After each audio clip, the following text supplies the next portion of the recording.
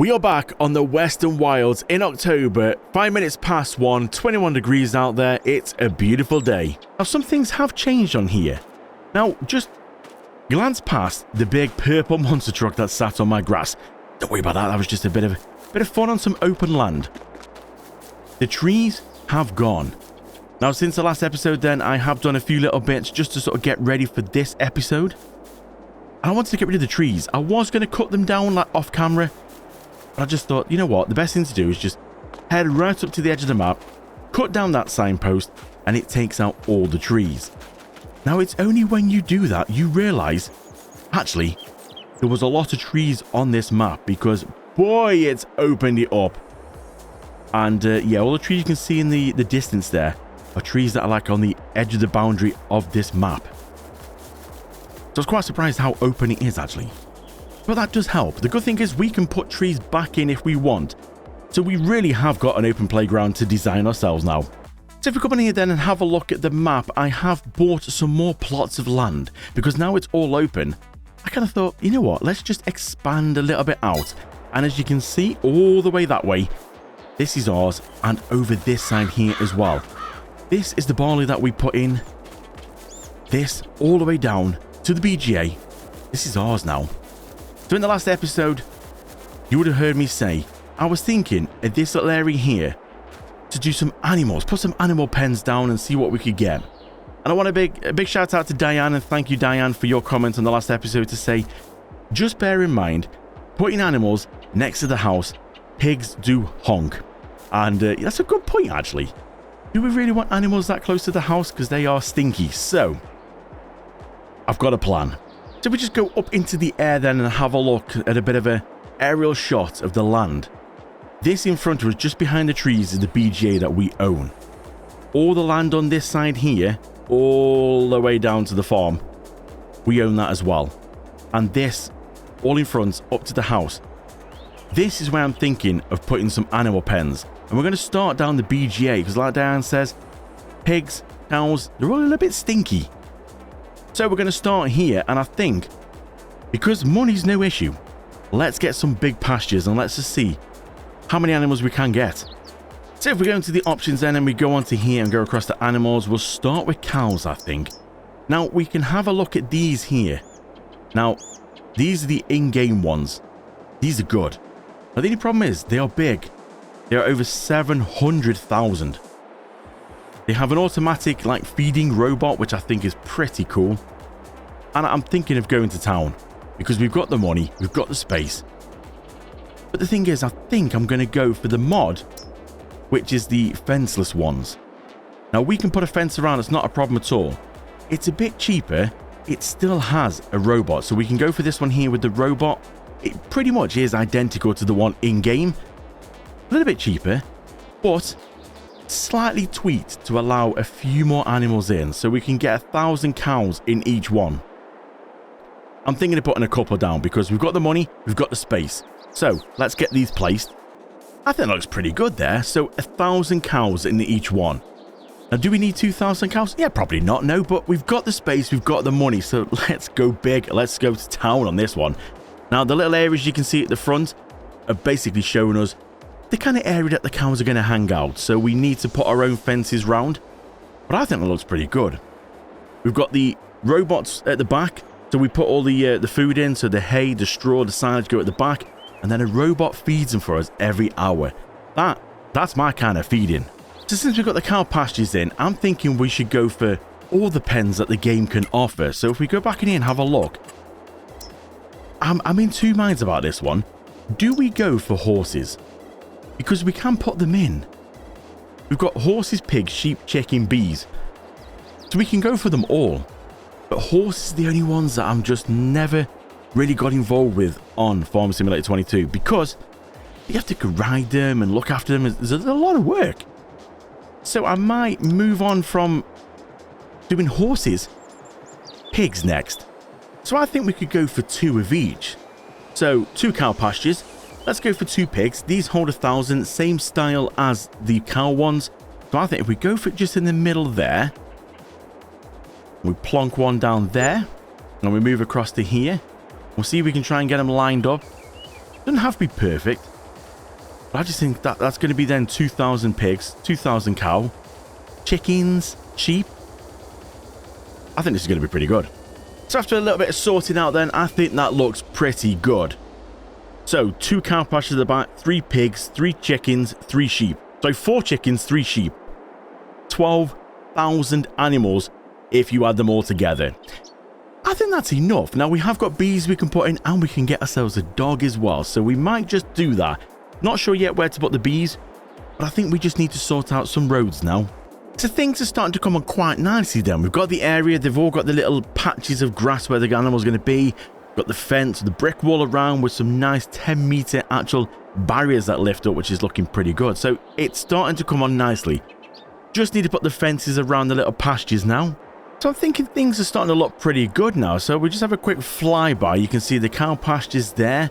We've got pig enclosures there. And then we've got some sheep.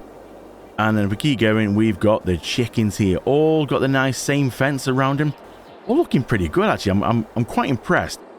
This has taken a lot longer than you are seeing now. It's took several hours. And yeah, I mean, looking at the clock now, yeah, several hours to do this.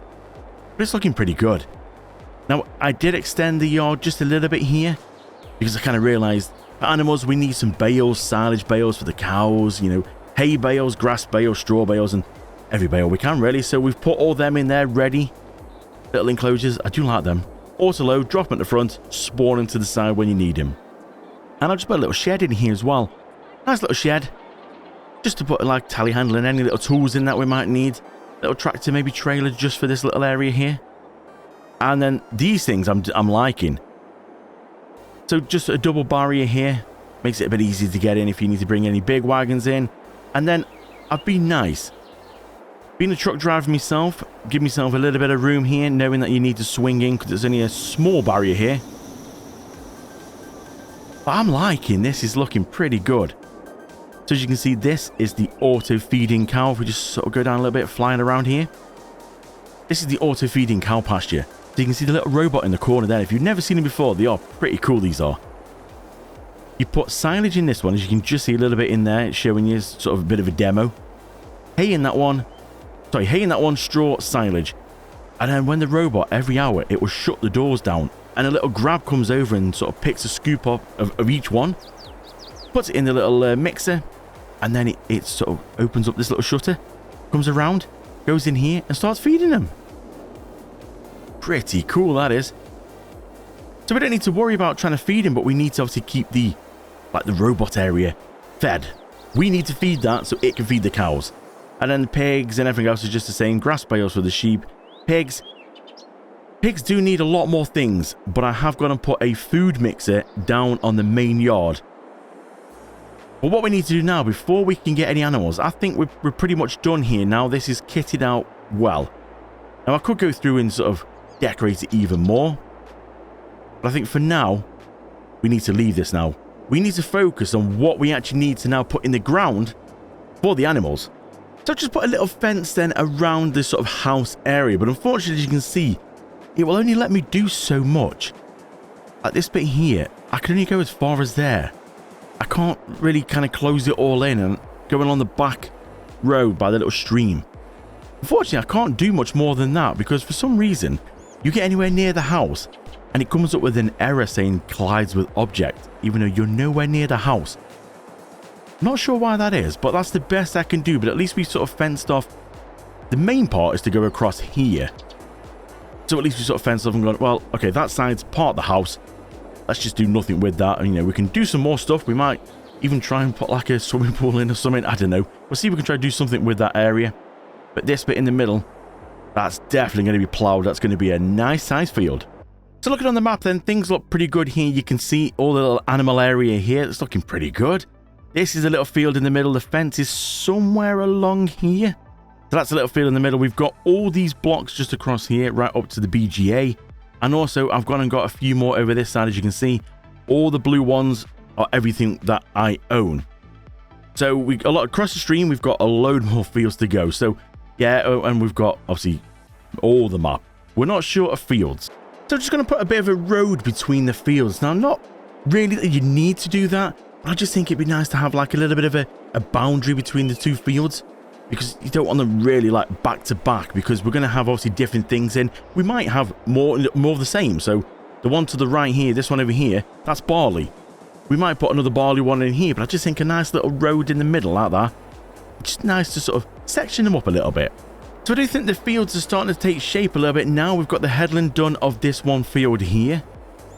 Another good size field, looking pretty good. And then just gone and done the headland between the fence for the house and the brick wall for the animal enclosure.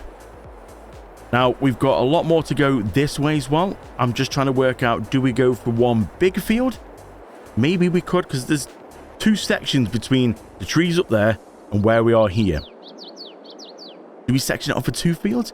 Or do we'll go for it? I think we'll go for a big one. Should we go for one big field? Why not? Plus, we have all this area across here as well, across the little stream. All this section over here as well. And them two bits there. There's a lot of land we've got at the minute. But it's looking pretty good. Now, as stupid as this sounds, there's a lot of grass around. But we do need to get our own dedicated grass field, because we do need grass for the sheep. So we need to try and work out which one's going to be grass. I think we might put a grass field over here. And we'll see if we can get a fair size, because we're going to need grass. We're going to need grass bales. But then also we're going to need to windrow it so we can turn it into hay, and we can get hay bales.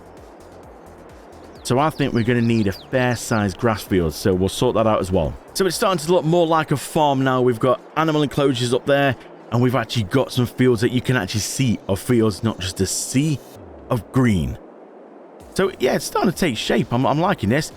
Obviously, we're going to go across this side of the stream here, and this is going to be one mighty grass field.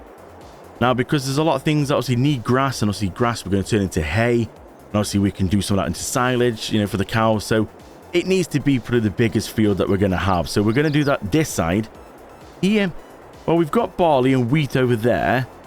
I'm not really sure at the minute quite what to do. We obviously got to remember we're in seasons as well. So we've got to follow what the seasons say we can and can't do. And at the minute, there isn't too much we can actually do. So if we have a look then to the time of year we're in October, which means we can do wheat and barley. Everything else is ready to harvest, but we can still do grass, which is good because we're going to be needing grass, and we might as well get some of that going. So wheat and barley is what we can do.